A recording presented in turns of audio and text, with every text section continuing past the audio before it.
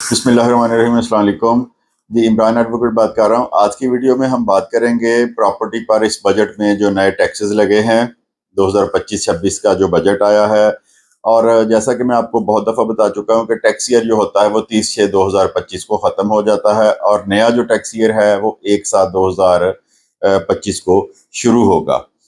तो इसमें जो मौजूदा रेट्स चल रहे हैं, क्योंकि बजट 20-25 दिन पहले बजट अनाउंस हो जाता है, फिर असेंबली में जाता है, पास होता है, उसके बाद उसकी इम्प्लीमेंटेशन होती है।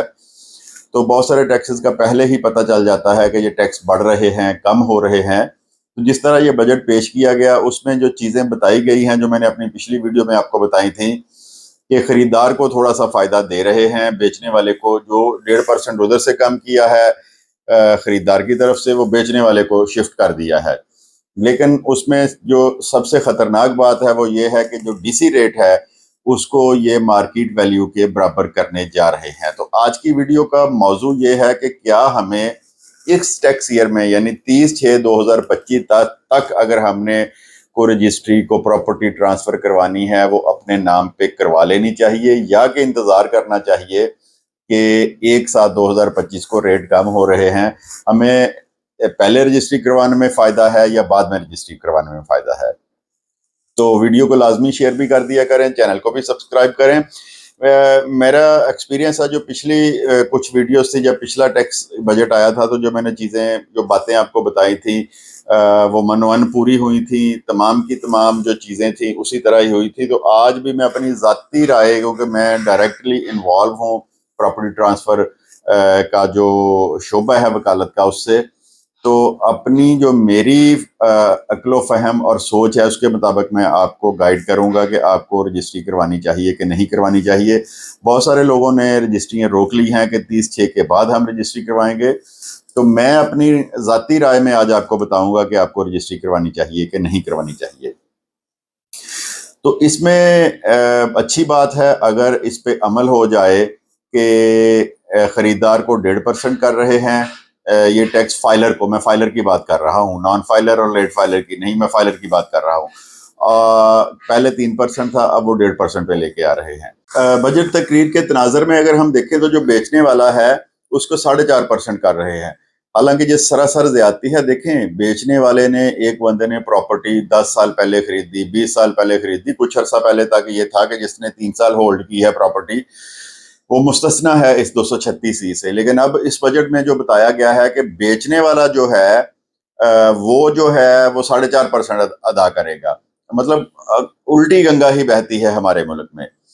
तो आज की वीडियो बनाने का मकसद या बताने का मकसद ये है कि होना क्या है इसमें। 1.5% वो कर दिया, और उसका 1.5% जो निकाला था वो बेचने वाले को कर दिया। पहले तो बेचने और खरीदार के दरमियान ये सबसे पहले लड़ाई शुरू हो जानी है। अच्छा, उसके बाद क्या होना है कि जो शुनीद आ रही है, जो बताया जा रहा है, जो हमारी मीटिंग्स हुई हैं, पता चला है जो एसी साहबान हैं उन्होंने पटवारियों को डंडा दिया हुआ है कि आपने जो रियल मार्केट का रेट है उस पे शेड्यूल रेट बनाना है। अक्सर 90% जगहों पे पहले तो बढ़ता ही 5% था या 10% था, कुछ अरसा से इन्होंने उसको डीसी रेट को ज्यादा बढ़ाना शुरू कर दिया। अब क्या है कि अब 90% जगह पे अगर मौके पे रेट 30 लाख रुपया है तो 17-18 लाख रुपया उसका डीसी रेट है, जो कि बहुत ज्यादा है। इस तनाजर में कह रहा हूँ बहुत ज्यादा है कि टैक्सेस देखे ना, कि फाइलर के लिए 3%, नॉन फाइलर लेट फाइलर के लिए 6% और नॉन फाइलर के लिए 12%, जो मौजूदा ये चल रहा है। लेकिन अगर इन्होंने जो नया टैक्स ईयर शुरू हो रहा है 1/7/2025 से, उसमें मार्केट वैल्यू के मुताबिक ये ले आए उसको डीसी रेट को, उसके बाद एफबीआर ने अपना रेट देना है, वो 25% बढ़ा के देता है। तो जब टैक्स पे करना पड़ेगा खरीदार को और बेचने वाले को, खरीदार तो बहुत खुश हो रहा है कि मेरा 1.5% कर दिया गया है, जो कि अभी तजवीज है। तो जो 1.5% जो होगा, जब उसको मल्टीप्लाई हमने बढ़े हुए को करना है, यानी मार्केट रेट के बराबर ये टैक्स ले गए, और उसके ऊपर 25% एफबीआर ने अपना बढ़ा के पेश किया, यानी कि जो रियल मार्केट प्राइस है उससे भी 25% ऊपर चला गया। तो जो बगलें बजा रहे हैं खरीदार के हमें फायदा हो जाएगा, तो वो 3 नहीं, वो अगर कैलकुलेशन मौजूदा टैक्स ईयर के हिसाब से करें तो वो 6% 7% पे चला जाएगा, और बेचने वाला जो है उसका तो बेचारे का बिल्कुल ही सत्यानाश हो जाएगा।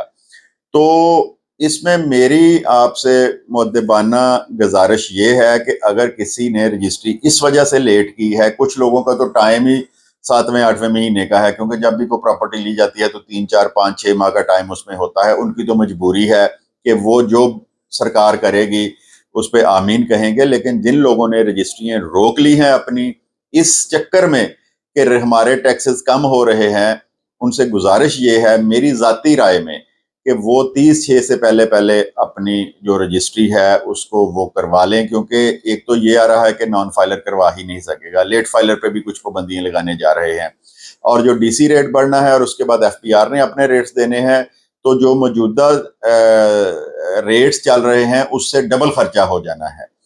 तो जिन लोगों ने इस चक्कर में अपनी रजिस्ट्रियां पेंडिंग की हैं कि हमें फायदा होगा, उनको फायदा नहीं होगा, उनको ये नुकसान होगा।